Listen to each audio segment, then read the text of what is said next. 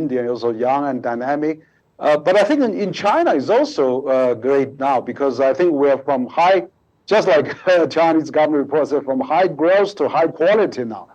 So we have, in the previous report this year, we have 214 million college graduates among this 1.4 billion population, which means that China probably is the largest,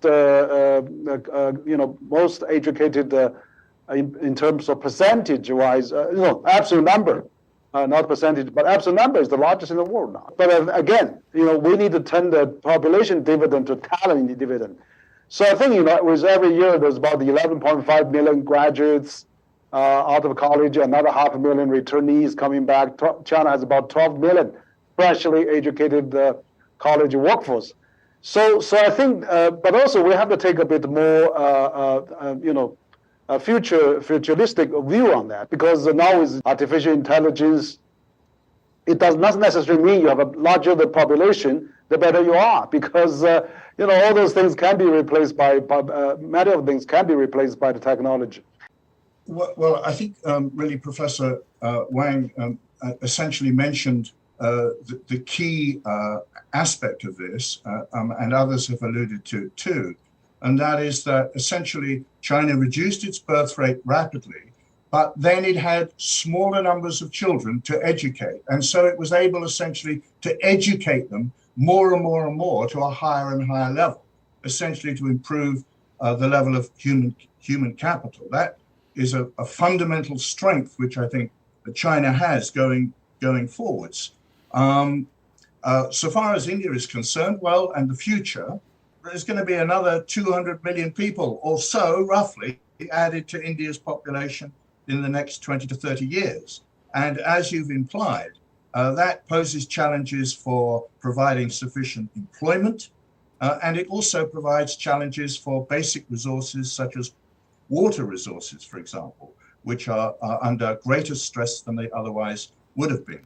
And how will China do, basically, to continue to be competitive? I mean, to create a better or competitive business environment to draw and to win more investment from the private sector as well as overseas.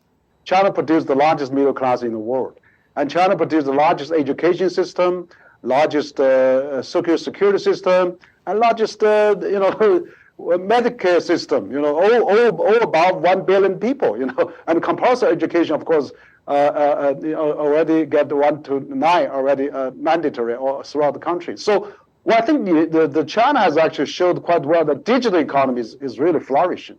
You have 1.2 billion smartphone users, the largest in the world, and then you have 6 million 5G stations, 4G stations. Anywhere you go is well connected. And on top of that, China produced the best infrastructure in the world. China has 2/3 of global speedway in China.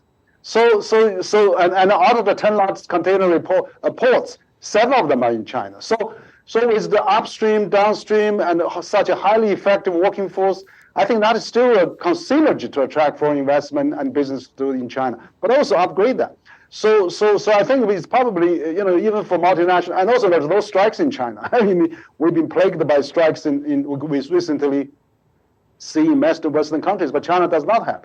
So China was saying, China is trying to produce a Chinese style of modernization, which is fine. So that encourages every country to have their style of modernization, Indian style of modernization, African style of modernization, Latin American style. So we don't have to follow one suit of American style of modernization. So that is great. I think let's innovate. Let's do that.